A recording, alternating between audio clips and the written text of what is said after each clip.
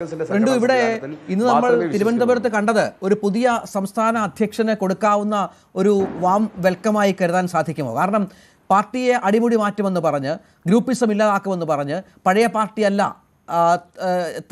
താൻ നയിക്കാൻ പോകുന്ന പഴയ പാർട്ടിയല്ല, ഇതുമായി ബന്ധപ്പെട്ട അത്തരത്തിലുള്ള ആളുകളൊക്കെ മുന്നോട്ട് വന്നാൽ അവർക്ക് ഈ പാർട്ടിയിൽ സ്ഥാനമുണ്ടാകില്ല എന്നൊക്കെ പറഞ്ഞ് വലിയ പ്രതീക്ഷ, ഒരു പുതിയ മുഖം, ഒരു പുതിയ രീതി, ഒരു പ്രൊഫഷണൽ സമീപനം എന്നൊക്കെ പറഞ്ഞ് പാർട്ടി നയിക്കാൻ ഇറങ്ങിയ ഒരു അധ്യക്ഷനോട് ഇന്ന് നടത്തിയ പോസ്റ്റർ യുദ്ധം, അദ്ദേഹത്തിന് തൊട്ട് മുന്നിൽ പോസ്റ്റർ പതിപ്പിക്കുകയാണ്. അത് ഒരു നല്ല നടപടിയായി ആ പാർട്ടി അധ്യക്ഷന് കൊടുക്കാൻ പറ്റുന്ന നല്ല വെൽക്കമായി താങ്കൾ കാണുന്നുണ്ടോ? അല്ല, ഈ പോസ്റ്ററുമായി ബന്ധപ്പെട്ട് ആദ്യമേ പറയട്ടെ, അതിനകത്ത് ബി.ജെ.പിക്കോ ബി.ജെ.പിയുടെ ഒരു പ്രവർത്തകർക്കും യാതൊരു വിധത്തിലുള്ള പങ്കുമില്ല. ഏതെങ്കിലും തരത്തിലുള്ള സാമൂഹിക വിരുദ്ധർ പലതരത്തിലുള്ള പരിപാടികൾ ചെയ്യുന്നുണ്ടാകാം. അതുമായി ബന്ധപ്പെട്ട് ബി.ജെ.പിയെ കണക്ട് ചെയ്യേണ്ട. കാരണം ഇപ്പോൾ ബി.ജെ.പിക്ക് കേരള സമൂഹത്തിൽ കിട്ടിയിട്ടൊരു പൊതു സ്വീകാര്യതയുണ്ട്. ആ സ്വീകാര്യതയിൽ സത്യത്തിൽ കേരളത്തിലെ മുഴുവൻ രാഷ്ട്രീയ കക്ഷികളും അസ്വസ്ഥരാണ്. കാരണം രാജീവ് ചന്ദ്രശേഖരനെ പോലെയുള്ള ഒരാൾ കേരളത്തിന്റെ ബി.ജെ.പിയുടെ സംസ്ഥാന അധ്യക്ഷനായി വരുന്നു. കേരളത്തിലെ എല്ലാ സമൂഹത്തിൽപ്പെട്ട ആളുകൾ ഉൾക്കൊള്ളാനും അവരുടെ കാഴ്ചപ്പാടുകൾക്കനുസരിച്ചുകൊണ്ട് ജനങ്ങൾക്ക് മുമ്പിൽ വലിയൊരു വിഷൻ, കേരളത്തിന്റെ ഒരു വലിയ വികസന മോഡലിന്റെ വിഷൻ വെക്കാവുന്ന ഒരാൾ സംസ്ഥാന പ്രസിഡന്റായിട്ട് ബി.ജെ.പി വരുന്നു. അപ്പൊ സ്വാഭാവികമായിട്ട് അതിന് കേരളത്തെ 10-70 വർഷമായിട്ട് ഭരിച്ച് മുടിപ്പിച്ച രണ്ട് മുന്നണിയിൽപ്പെട്ട ആളുകൾക്ക് സ്വാഭാവികമായിട്ടുള്ള അതിന്റെ പ്രശ്നങ്ങൾ ഉണ്ടാകാം. അപ്പൊ കേരളത്തിന്റെ ഒരു സ്റ്റൈലിനനുസൃതമായിട്ടുള്ള ഒരു നേതാവ് കേരളത്തിന്റെ ബി.ജെ.പിയുടെ സംസ്ഥാന നേതാവായി വരുമ്പോഴുള്ള അസ്വസ്ഥതകൾ പലതരത്തിലുള്ള പല എതിർകക്ഷികളും പ്രകടിപ്പിക്കാറുണ്ടാവും. ഇപ്പോൾ ആദരണീയനായിട്ടുള്ള ബി.ജെ.പിയുടെ മുൻ ജില്ലാ പ്രസിഡന്റ് നേരെ ഒരു പോസ്റ്റർ യുദ്ധം നടത്തുമ്പോൾ അദ്ദേഹം തന്നെ അതിനെതിരെ കേസിന് പോയിട്ടുണ്ട്, അദ്ദേഹം കേസ് കൊടുത്തിട്ടുണ്ട്. നമുക്കറിയില്ല, സാമൂഹ്യ വിരുദ്ധരാണ് പോസ്റ്റർ പതിച്ചതെന്നുള്ള ആക്ഷേപം എനിക്കൊന്നും ആദ്യമായിട്ടാണ് ഒരു ബി.ജെ.പി നേതാവിന്റെ ഭാഗത്ത് ഉണ്ടാകുന്നു തോന്നുന്നു. വി വി രാജേഷും മറ്റ് ബി.ജെ.പി നേതാക്കന്മാരും ആരും പറഞ്ഞിട്ടില്ല. അല്ല, ഞങ്ങളുടെ പാർട്ടിക്ക് ഒരു രീതി ഉണ്ടല്ലോ, പാർട്ടിക്കകത്ത് എന്തെങ്കിലും തരത്തിലുള്ള വിമർശനാത്മകമായ കാര്യങ്ങൾ ഉണ്ടെങ്കിൽ പാർട്ടി ബോഡിയിൽ ചർച്ച ചെയ്തുകൊണ്ട് അതിന് പരിഹാരം കണ്ടെത്തുന്നവരാണ് ബി.ജെ.പിക്കാര്.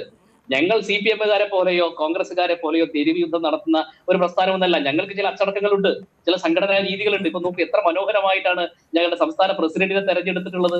ആ രീതിക്ക് കിട്ടിയ അംഗീകാരം, ഐക്യത്തിന്റെയും ഒരുമയുടെയുമായ സന്ദേശമാണ് സംസ്ഥാന പ്രസിഡന്റിന്റെ തിരഞ്ഞെടുപ്പിലൂടെ പൊതുസമൂഹത്തിന് ബി.ജെ.പി നേതൃത്വം മനസ്സിലാക്കി കൊടുത്തത്. അപ്പൊ അതിൽ നിന്നുള്ള അമർഷം, അതിൽ നിന്നുള്ള ആളുകൾക്കുള്ള പല രീതിയിലുള്ള കാര്യങ്ങളാണ് ഈ പറയുന്ന രീതിയിലുള്ള പോസ്റ്ററുകളായിട്ട് വരുന്നത്. അപ്പൊ അതിനകത്ത് ഇപ്പൊ ഏതെങ്കിലും ഒരു നേതാവിനെ ടാർഗറ്റ് ചെയ്ത് കൊണ്ടുവരുന്നതെന്ന് പറയുന്നത് പലതരത്തിലുള്ള പോസ്റ്റർ യുദ്ധങ്ങൾ പലപ്പോഴും പല സംഘടനകൾക്ക് ഉണ്ടായിട്ടുണ്ടാകാം. പക്ഷെ അങ്ങനെ ഒരു പോസ്റ്റർ യുദ്ധത്തിന് വേണ്ടി നിഴലിൽ നിൽക്കുന്ന പ്രസ്ഥാനമല്ല ബി.ജെ.പി. കേരളത്തിലെ കേരളത്തിന്റെ പ്രത്യേക സാഹചര്യത്തിൽ രാജീവ് ചന്ദ്രശേഖരനും അല്ലെങ്കിൽ കെ സുരേന്ദ്രനും ഉണ്ടാക്കിയിട്ടുള്ള ഒരു ഉണർവ്, അത് ബി.ജെ.പിയുടെ സംഘടനാപരമായിട്ടുള്ള വികാസങ്ങള് അല്ലെങ്കിൽ വോട്ട് ഷെയറുള്ള വർധനവ്, അതിനുശേഷം കെ സുരേന്ദ്രന് ശേഷം അദ്ദേഹത്തിന്റെ ആ സംഘടനാ ശേഷിയെ നിലനിർത്താൻ പറ്റുന്ന മറ്റൊരു നേതാവ് വരുന്നു. ആർക്കും അസൂയാണ്. ഇപ്പൊ നോക്കുമ്പോ KPCC പ്രസിഡന്റിനെ തെരഞ്ഞെടുക്കാൻ ഇതുവരെ ഇനി ഒരാളുടെ പേര് പറയാൻ ഇപ്പോൾ സാധിക്കുമോ? പറ്റില്ല. അപ്പൊ നോക്കൂ, ഞങ്ങളെ സംബന്ധിച്ച് ഐക്യകണ്ഠേനായി ഈ കാര്യങ്ങളുമായിട്ട് മുന്നോട്ട് പോകുമ്പോൾ സ്വാഭാവികമായിട്ടുള്ള ഇതര കക്ഷിയിൽപ്പെട്ട ആൾക്കാർ, സാമൂഹിക വിരുദ്ധർ, ഒളിവിന്റെ മറവിൽ ഇത്തരത്തിലുള്ള ബി.ജെ.പിക്കെതിരെ തെരുവ് യുദ്ധം നടത്തുന്ന ആളുകൾ അവരുടെ ജൽപ്പനങ്ങൾ അല്ലെങ്കിൽ അവരുടെ ആശയോ അല്ല നിരാശയോ ഒക്കെയാണ് അവിടെ പ്രകടിപ്പിക്കുന്നത്. അതിനൊന്നും ഞങ്ങൾ കൃത്യമായിട്ട് മറുപടി പറയേണ്ടതില്ല എന്നുള്ളതാണ് ഞങ്ങൾ പറയേണ്ടത്. അത് ശരിയാണ്, വളരെ കൃത്യമാണ്. കാരണം ഈ അപ്രതീക്ഷിതമായി രാജീവ് ചന്ദ്രശേഖർ KPCC അധ്യക്ഷനായി വരുമ്പോൾ, ബി.ജെ.പി അധ്യക്ഷനായി വരുമ്പോൾ അവിടെ ഒരു ഇലയനങ്ങുന്ന ശബ്ദം പോലും എതിരായി കേട്ടില്ല. നേരത്തെ പേര് കേട്ട, നേരത്തെ ഇതുമായി ബന്ധപ്പെട്ട് അധ്യക്ഷസ്ഥാനത്തേക്ക് വരുമെന്ന് പറഞ്ഞ ആളുകളൊക്കെ ഹർഷാരവത്തോടെയാണ് സ്വീകരിച്ചത് രാജീവ് ചന്ദ്രശേഖറിനെ. ഒരു അഭിപ്രായ വ്യത്യാസം ഇതുമായി ബന്ധപ്പെട്ട് നമ്മൾ പരസ്യമായി കേട്ടില്ല. കോൺഗ്രസിലൊന്നും അത് കേൾവി പോലും ഇല്ലാത്ത കാര്യമാണ്.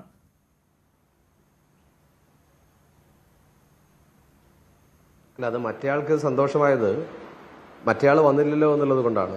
ആ സന്തോഷം മാത്രമാണ് അവർ പ്രകടിപ്പിച്ചത്. അല്ലാതെ ഈ രാജീവ് ചന്ദ്രശേഖർ വന്നത് കൊണ്ടല്ല, ഇദ്ദേഹം വന്നില്ലല്ലോ എന്ന സന്തോഷമാണ് രണ്ട് ഗ്രൂപ്പും ഒരുമിച്ച് പ്രകടിപ്പിച്ചത്. അതൊരു പരസ്യമായ കാര്യമാണ്.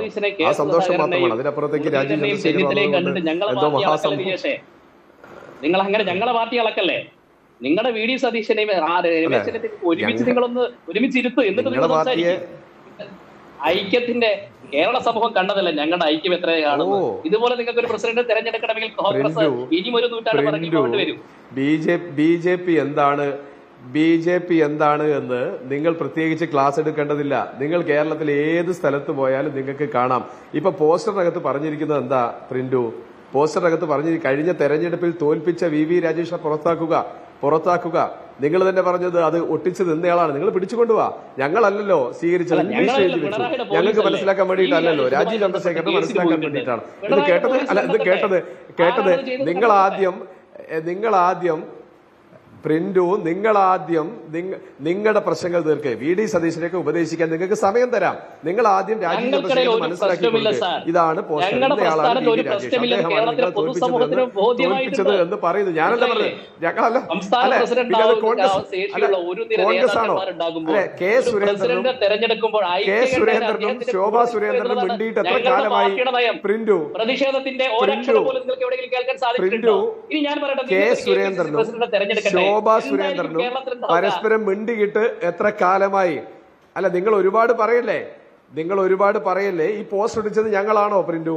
കോൺഗ്രസ് ആണോ ഒട്ടിച്ചത്? വി വി രാജേഷിനെ പറ്റിയുള്ള അടുക്കള രഹസ്യങ്ങൾ പുറത്തേക്ക് പറഞ്ഞത് ഞങ്ങളാണോ? അടുക്കള രഹസ്യം അല്ല ഞങ്ങളാണോ? അല്ല, ഞാൻ ചോദിക്കുന്നത്, രാജീവ് ചന്ദ്രശേഖരൻ വന്നതിന് ശേഷം കോൺഗ്രസിന്റെ ഭാഗത്ത് നിന്ന് ഈ തരത്തിൽ ഏതെങ്കിലും വിമർശനം ഉണ്ടായിട്ടുണ്ടോ? അല്ല, ഇതാരാണ് ചെയ്തിരിക്കുന്നത്? നിങ്ങൾ അത് പറഞ്ഞു, അത് സാമൂഹ്യ വിരുദ്ധരാണെന്ന് പറഞ്ഞു. സാമൂഹ്യ വിരുദ്ധരാണെന്ന് പറഞ്ഞു. രാഷ്ട്രീയ പാർട്ടികളെന്ന് പേര് പറഞ്ഞോ? എന്ത്? ബി ജെ പിയുടെ ഒരു നേതാവിനെതിരെ പരസ്യമായി അല്ല പ്രിന്റു നിങ്ങളുടെ അടുത്ത് എല്ലാ ഭരണ സംവിധാനവും നിങ്ങളുടെ അടുത്തുണ്ടല്ലോ. ദയവ് ചെയ്ത് കേസ് കൊടുത്തിട്ട് വേണ്ട CCTV എടുത്ത് നിങ്ങൾ പുറത്തുവിടുന്നേ. CCTV പുറത്തുവിട്. കോൺഗ്രസ്സുകാരനാണ് വന്ന് പിടിച്ചത് എന്നോ ഒട്ടിച്ചത് എന്നൊക്കെ പറ. നിങ്ങൾക്ക് നിങ്ങളുടെ ഒരു ജില്ലാ പ്രസിഡന്റിനെതിരെ കഴിഞ്ഞ തെരഞ്ഞെടുപ്പിൽ നിങ്ങളുടെ ഇപ്പോഴത്തെ സംസ്ഥാന പ്രസിഡന്റിനെ തോൽപ്പിച്ച ആൾ എന്ന് ഇംഗ്ലീഷിലും മലയാളത്തിലും പോസ്റ്റ് എഴുതി ഒട്ടിച്ചതിന് ഞങ്ങളുടെ മേലേക്ക് ചാടിക്കയറുന്നത് എന്തിനാ? നിങ്ങളുടെ പ്രശ്നം പരിഹരിക്കുന്നേ. നിങ്ങൾ അവിടെ ഞാൻ സാമൂഹ്യ വിരുദ്ധരാണെന്ന് പറയുന്ന സമയത്ത് അത് ഞങ്ങളാണെന്ന് നിങ്ങൾ പറയുന്നത് എനിക്ക് എന്താണെന്ന് അറിയില്ല. ഞാൻ അങ്ങനെ നിങ്ങളെ അർത്ഥമാക്കിയിട്ടില്ല. ഞാൻ പറഞ്ഞത് സാമൂഹ്യ വിരുദ്ധരെന്ന് തന്നെയാണ് ഞാൻ പറഞ്ഞിട്ടുള്ളത്. നിങ്ങൾക്ക് തോന്നുന്നത് ഞാൻ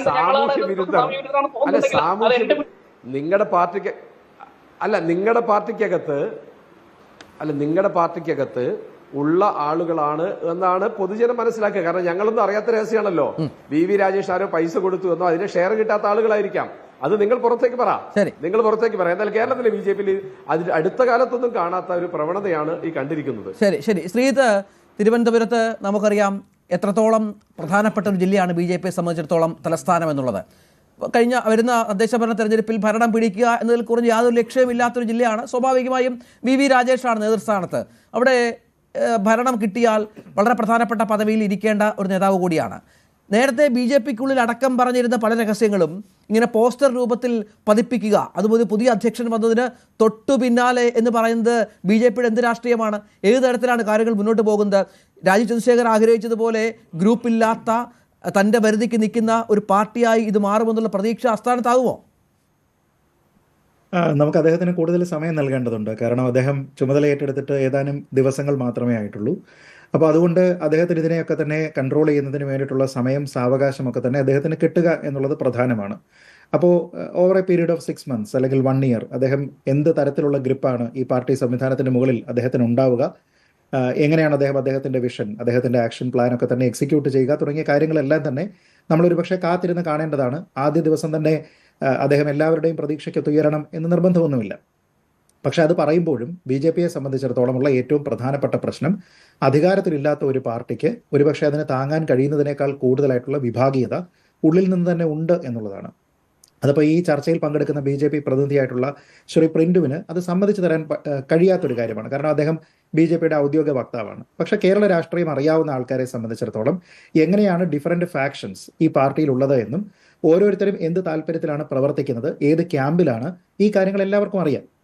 ഉദാഹരണത്തിന് ഈ പോസ്റ്റർ വിവാദമൊക്കെ വരുന്നതിന് മുമ്പ് തന്നെ രാജീവ് ചന്ദ്രശേഖർ സംസ്ഥാന അധ്യക്ഷനാകുന്നു എന്ന തീരുമാനം ഈ കഴിഞ്ഞ ശനിയാഴ്ച വൈകുന്നേരം ഞായറാഴ്ചയൊക്കെ തന്നെ ഇങ്ങനെ വരുന്ന സമയത്ത് ഞാൻ തന്നെ എഴുതി ഡെക്കാൻ ഹെറാൾഡിൽ പബ്ലിഷ് ചെയ്തിരിക്കുന്ന ഒരു ലേഖനമുണ്ട്. ആ ലേഖനത്തിൽ തന്നെ ഞാൻ പറയുന്ന ഒരു പ്രധാനപ്പെട്ട പോയിന്റ്, രാജീവ് ചന്ദ്രശേഖറിന്റെ ഏറ്റവും പ്രധാനപ്പെട്ട ചാലഞ്ച് അത് പാർട്ടിയുടെ ചാലഞ്ച് അല്ല, മറിച്ച് വ്യക്തിപരമായിട്ട് അദ്ദേഹത്തിന് ഉണ്ടാകുന്ന ഒരു ചലഞ്ചാണ്. അത് ഇവിടെയുള്ള ഈ വിവിധ ഫാക്ഷനുകളെ എല്ലാം തന്നെ അദ്ദേഹം എങ്ങനെ അക്കോമഡേറ്റ് ചെയ്യും എന്നുള്ളതാണ്. കാരണം ഓരോരുത്തർക്കും അവരവരുടേതായിട്ടുള്ള താല്പര്യങ്ങളുണ്ട്. ഓരോരുത്തരും ഓരോ ക്യാമ്പുകളിലാണ്. അദ്ദേഹം സംസ്ഥാന അധ്യക്ഷ സ്ഥാനത്തേക്ക് വരുമ്പോൾ അതിനു മുൻപ് തന്നെ ജില്ലാ തലങ്ങൾ ഉൾപ്പെടെ പുനഃസംഘടിപ്പിക്കപ്പെട്ട് കഴിഞ്ഞു.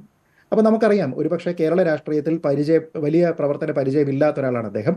മറ്റുള്ള പല ആൾക്കാരും ആ സ്ഥാനങ്ങളിലേക്ക് എത്തും എന്ന് കൽപ്പിച്ചിരുന്നതാണ് അല്ലെങ്കിൽ പ്രതീക്ഷിച്ചിരുന്നതാണ്. അപ്പോൾ അവർക്കെല്ലാം തന്നെ ലോയലായിട്ടുള്ള പല ആൾക്കാരുമാണ് ഈ ജില്ലാ നേതൃത്വത്തിലുള്ളത് എന്ന് നമുക്കറിയാം. 14 ജില്ലകളെ 30 പ്രവർത്തന ജില്ലകളാക്കി മാറ്റിയിട്ടുണ്ട്. അതിലൊക്കെ തന്നെ ആരൊക്കെയാണ് വന്നിരിക്കുന്നത് എന്ന് നോക്കിക്കഴിഞ്ഞാൽ ഇവരുടെയൊക്കെ ലോയൽറ്റി ഏത് ക്യാമ്പിലാണ് എന്നത് സാമാന്യം നമുക്ക് അത്യാവശ്യം കേരള രാഷ്ട്രീയമോ BJP രാഷ്ട്രീയമോ അറിയാവുന്ന ആൾക്കാർക്ക് വളരെ വ്യക്തമായിട്ട് അറിയുന്ന കാര്യമാണ്. അപ്പോൾ എത്രത്തോളം ഇവരെ എല്ലാവരെയും തന്നെ ഒന്നിച്ചു കൊണ്ടുപോകാൻ കഴിയും? ഇപ്പം രഞ്ജിത്ത് പറഞ്ഞതുപോലെ തന്നെ തദ്ദേശ ഭരണ തെരഞ്ഞെടുപ്പ് വരുമ്പോൾ തിരുവനന്തപുരം വളരെ പ്രധാനപ്പെട്ട ഒരു ഏരിയയാണ്. അങ്ങനെയുള്ള സ്ഥലങ്ങളിൽ ഓരോരുത്തരും അവരവരുടെ പക്ഷത്തുള്ള ആൾക്കാർക്ക് വേണ്ടിയിട്ട് സീറ്റ് ചോദിക്കുകയും ഒക്കെ ചെയ്യുന്ന സമയത്ത് ജയസാധ്യതയെ മാത്രം മുന്നിൽ കണ്ടുകൊണ്ട് പ്രൊഫഷണൽ ആയിട്ടുള്ള ഒരു അപ്രോച്ച് എങ്ങനെയാണ് ശ്രീ രാജീവ് ചന്ദ്രശേഖരന്റെ ഭാഗത്തു നിന്ന് ഉണ്ടാകുന്നത്? അപ്പോൾ ഈ രീതിയിലേക്കുണ്ടാകുന്ന ആരോപണങ്ങൾ, പ്രത്യാരോപണങ്ങൾ ഇതിനെയൊക്കെ തന്നെ ഇല്ലാതെയാക്കാനായിട്ട് അദ്ദേഹത്തിന് എത്രത്തോളം സ്വാതന്ത്ര്യം അദ്ദേഹത്തിന് കിട്ടും തുടങ്ങിയ കാര്യങ്ങളാണ് കാണേണ്ടത്. അതായത് എത്രത്തോളം റിക്വസ്റ്റുകൾ അക്കോമഡേറ്റ് ചെയ്യാം, എവിടെ അദ്ദേഹം നോ പറഞ്ഞ് ചവിട്ടിപ്പിടിക്കും, ഇതാണ് കാണേണ്ടത്. ഒരുപക്ഷെ അത് കാണാനായിട്ട് കുറച്ചുകൂടി സമയമുണ്ട്.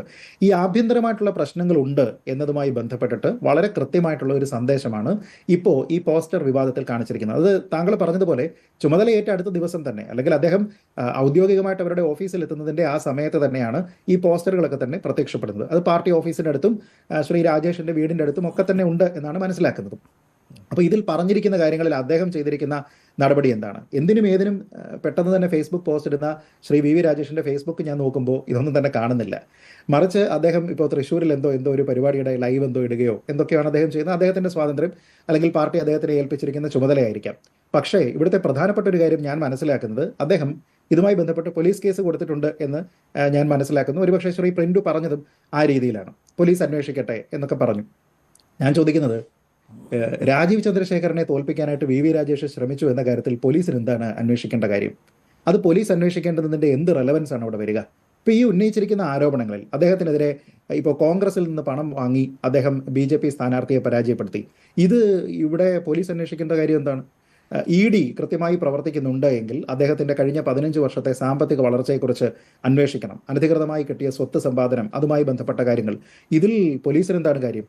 അതൊരു ആരോപണമാണ്. ആ ആരോപണത്തിൻ്റെ പേരിൽ പോലീസ് അന്വേഷിക്കുക എന്നൊക്കെ പറയുന്നതൊന്നും തന്നെ നടപടിയുള്ള കാര്യമൊന്നുമല്ല. ഇപ്പോൾ രാജീവ് ചന്ദ്രശേഖരനെ തോൽപ്പിക്കാനായിട്ട് VV രാജേഷ് ശ്രമിച്ചോ എന്നതൊന്നും അന്വേഷിക്കുന്നതല്ല കേരള പോലീസിൻ്റെ ഡ്യൂട്ടി. അപ്പോൾ അതൊക്കെ വെറുതെ ഞാൻ അങ്ങനെ പരാതി കൊടുത്തിട്ടുണ്ട് എന്ന് പറയാമെന്നുള്ളതേ ഉള്ളൂ. പക്ഷേ ഇതുമായി ബന്ധപ്പെട്ട് കൃത്യമായിട്ടുള്ള വിശദീകരണങ്ങൾ ഉണ്ടാകണം. ഇപ്പോൾ അത് സാമൂഹ്യ വിരുദ്ധരാണ് ഒട്ടിച്ചത് എന്ന് ശ്രീ പ്രിൻഡു പറയുന്നുണ്ട്. ഒരുപക്ഷെ BJPയുടെ വാദം അതായിരിക്കാം. അതല്ലെങ്കിൽ BJPയെ തകർക്കാൻ ശ്രമിക്കുന്ന രാഷ്ട്രീയ എതിരാളികൾ ആരെങ്കിലും അത് ചെയ്തു എന്ന രീതിയിലേക്ക് പറയാം. നേരത്തെ അദ്ദേഹം പറഞ്ഞതുപോലെ ഇതൊന്നും അല്ലാതെ ഈ സംവിധാനത്തിനോട് താല്പര്യമില്ലാത്ത മറ്റുള്ള ആൾക്കാരുണ്ട്, അവർ ചെയ്തു എന്ന് പറയാം. പക്ഷേ എങ്കിൽ അതാരാണ് എന്ന് കണ്ടുപിടിക്കേണ്ടതിൻ്റെ ഒരു ഉത്തരവാദിത്തമുണ്ട്. അതിൽ ആരാണ് അത് ആ ചുമതല ഏറ്റെടുക്കാൻ പോകുന്നത്? ഇത് BJP ആണോ ഏറ്റെടുക്കാൻ പോകുന്നത്? BJP അതിനു വേണ്ടിയിട്ട് ഒരു അന്വേഷണ കമ്മീഷനെ ഉണ്ടാക്കുന്നുണ്ടോ? അവരാണോ ഇത് അന്വേഷിക്കാൻ പോകുന്നത്? തുടങ്ങിയ കാര്യങ്ങളുണ്ട്. ഇപ്പോൾ നമുക്കറിയാമല്ലോ, പണ്ട് തന്നെ പാർട്ടിയുമായി ബന്ധപ്പെട്ട പല കാര്യങ്ങളും ഒരുപക്ഷെ മറ്റ് ഇൻഡിപെൻഡന്റ് ഏജൻസികളൊക്കെ തന്നെ അന്വേഷിക്കേണ്ടുന്ന പല വിഷയങ്ങളും ഉണ്ടായിട്ടുണ്ട്. ഇപ്പോൾ മെഡിക്കൽ കോളേജ് കോഴ വിവാദം ഒരു സമയത്ത് സംസ്ഥാന BJPയെ പിടിച്ചുലച്ച ഒരു വിവാദമായിരുന്നു. അപ്പോൾ അന്ന് അതുമായി ബന്ധപ്പെട്ട് അതിൻ്റെ അന്വേഷണ റിപ്പോർട്ട് ലീക്ക് ചെയ്തു എന്നൊക്കെ പറഞ്ഞിട്ട് ശ്രീ രാജേഷിനെതിരെ തന്നെ നടപടി ഉണ്ടായതാണെന്നാണ് ഞാൻ മാധ്യമങ്ങളിൽ വായിച്ച് മനസ്സിലാക്കിയിരിക്കുന്നത്. ഒരുപക്ഷെ രഞ്ജിത്ത് ആ സമയത്തും ഒരു മാധ്യമ പ്രവർത്തകനായിരുന്നുകൊണ്ട് താങ്കൾക്ക് അതിൻ്റെ കൂടുതൽ വിവരങ്ങൾ അറിയാം. അപ്പോൾ പിന്നീട് ഒരു സാഹചര്യത്തിൽ അദ്ദേഹത്തിനെ തിരികെ പാർട്ടിയിലേക്ക്, സംസ്ഥാന സമിതിയിലേക്ക് ഒക്കെ എടുത്തു എന്നത് നമ്മൾ കണ്ടതാണ്. അപ്പോൾ അങ്ങനെയുള്ള ഒരു വിവാദം അന്ന് ഉണ്ടാക്കിയിരിക്കുന്നത് ആരാണ്? BJPയോട് വിരോധമുള്ള ആൾക്കാരെങ്കിലും ആണോ, അതോ BJPയുടെ ഉള്ളിൽ നിന്ന് തന്നെയാണോ ഇത്തരത്തിലുള്ള ആവശ്യങ്ങളൊക്കെ തന്നെ ഉണ്ടായിരിക്കുന്നത്? അപ്പോൾ ഇവിടുത്തെ പ്രധാനപ്പെട്ട കാര്യം, പാർട്ടിയുടെ ഉള്ളിൽ നിന്ന് പാളയത്തിൽ പട നയിക്കുന്ന ആൾക്കാരുണ്ടോ? ഉണ്ട് എങ്കിൽ അത് കണ്ടെത്തണം. ഇപ്പൊ ഞാൻ പറയുന്നത്, രാജീവ് ചന്ദ്രശേഖരനെ തോൽപ്പിക്കാനായിട്ട് BJPയുടെ ഭാഗത്തു നിന്നൊരു ശ്രമം ഉണ്ടായി എന്നാണ് എങ്കിൽ അതിൻ്റെ ഉത്തരവാദിത്വം ശ്രീ VV രാജേഷിനാണ് എന്നാണ് ആരോപണമെങ്കിൽ ആ സമയത്ത് രാജേഷ് അതിന് പറ്റുന്ന ഒരു പൊസിഷനിലായിരുന്നോ എന്നതാണ് ആദ്യമായിട്ട് ആലോചിക്കേണ്ടത്. അപ്പോൾ അങ്ങനെ നോക്കിക്കഴിഞ്ഞാൽ അന്ന് അദ്ദേഹം തിരുവനന്തപുരത്തെ ജില്ലാ പ്രസിഡന്റാണ്. അപ്പോൾ അദ്ദേഹത്തിൻ്റെ പ്രാഥമികമായിട്ടുള്ള ഒരു ചുമതലയാണ് രാജീവ് ചന്ദ്രശേഖരന് ജയിപ്പിക്കാൻ വേണ്ടിയിട്ട് പ്രവർത്തിക്കുക എന്നുള്ളത്. അപ്പോൾ ആ കാര്യത്തിൽ ആർക്കും തർക്കമുണ്ടാകേണ്ടുന്ന കാര്യമില്ല. ഇനി ആ ഇലക്ഷനിലുള്ള രാജീവ് ചന്ദ്രശേഖരന്റെ പെർഫോമൻസ് നമ്മൾ നോക്കിക്കഴിഞ്ഞാൽ തിരുവനന്തപുരത്തിനെ നമ്മൾ രണ്ടായിട്ട് തിരിക്കുകയാണെങ്കിൽ, അർബൻ സെമി അർബൻ ഒരു ഭാഗവും കോസ്റ്റൽ ഏരിയ മറ്റൊരു ഭാഗവുമായിട്ട് നമ്മൾ നോക്കുകയാണെങ്കിൽ, രാജീവ് ചന്ദ്രശേഖർ അതിശക്തമായിട്ടുള്ള ക്യാമ്പയിൻ നയിച്ചത് മുഴുവനും കോസ്റ്റൽ ഏരിയയിലാണ്. അതിൻ്റെ ഗുണവും അദ്ദേഹത്തിന് ഇവിടെ നിന്ന് കിട്ടി. ഉദാഹരണത്തിന് വിഴിഞ്ഞം പോലെയുള്ള, നെയ്യാറ്റിൻകര പോലെയുള്ള ഭാഗങ്ങളിലെല്ലാം അദ്ദേഹം 2ാം സ്ഥാനത്തേക്ക് വന്നു. 3ാമത് വളരെ പിന്നിലായി പോയ പാർട്ടിയാണ് CPI. പിന്നെയുള്ളത് പാറശാലയാണ്. പാറശാലയിൽ വളരെ കാര്യമായിട്ടുള്ള ഭൂരിപക്ഷമോടെ ശശി തരൂരിന് കിട്ടി. പക്ഷേ നഗര കേന്ദ്രീകൃതമായിട്ട് നോക്കുമ്പോൾ അവിടെയാണ് പ്രശ്നം. കഴക്കൂട്ടത്ത് ഏതാണ്ട് 11,000 വോട്ടിന്റെ ഭൂരിപക്ഷം അദ്ദേഹത്തിന് അവിടെ ഉണ്ടായിരുന്നു, കഴക്കൂട്ടം അസംബ്ലി സെഗ്മെന്റിൽ. വട്ടിയൂർക്കാവിൽ ഏതാണ്ട് 8,000-9,000 നേമത്ത് വളരെ കൂടുതലാണ്, ഏതാണ്ട് 22,000 വോട്ടിന്റെ. പാറശാലയിൽ എങ്ങനെയാണോ തരൂരിന്റെ മേൽക്കൈ ഉണ്ടായിരുന്നത്, സമാനമായിട്ടുള്ള മേൽക്കൈ നേമത്തുണ്ടായി. ഈ സ്ഥലങ്ങളെല്ലാം കൺവേർട്ട് ചെയ്തെടുക്കുന്ന സമയത്ത് തിരുവനന്തപുരം സെൻട്രലിൽ എന്ത് സംഭവിച്ചു എന്നുള്ള ഒരു ചോദ്യം പ്രസക്തമാണ്. തിരുവനന്തപുരം സെൻട്രലിൽ BJP പിന്നിലേക്ക് പോയി. BJP പിന്നിലേക്ക് പോകേണ്ടതായിരുന്നോ? യാതൊരു വിധത്തിലുള്ള പ്രവർത്തന പാരമ്പര്യവുമില്ലാത്ത, യാതൊരു വിധത്തിലുള്ള രാഷ്ട്രീയ പാരമ്പര്യവുമില്ലാത്ത ശ്രീശാന്തിനെ പോലെ ഒരു ക്രിക്കറ്റർ ഇവിടെ വന്ന് BJP സ്ഥാനാർത്ഥി ആയിരുന്നപ്പോൾ പോലും വളരെ നല്ല രീതിയിലത്തേക്ക് വോട്ട് പിടിച്ചിരുന്ന ഒരു സ്ഥലത്ത് എന്തുകൊണ്ടാണ് ജയപ്രതീക്ഷയുള്ള ഒരു വ്യക്തിക്ക് ഇത്രത്തോളം ചുരുങ്ങിപ്പോയത് എന്നത് അന്വേഷിക്കപ്പെടേണ്ടുന്ന കാര്യമാണ്. അതിപ്പോൾ വി രാജേഷ് അട്ടിമറിച്ചോ ഇല്ലയോ എന്ന് ചിന്തിക്കുന്നതിന് പകരം രാജീവ് ചന്ദ്രശേഖറിന് തിരുവനന്തപുരം സെൻട്രലിൽ എന്ത് സംഭവിച്ചു എന്നതുമായി ബന്ധപ്പെട്ട് BJP അല്ലെങ്കിൽ തന്നെ അന്വേഷിക്കേണ്ടതല്ലേ?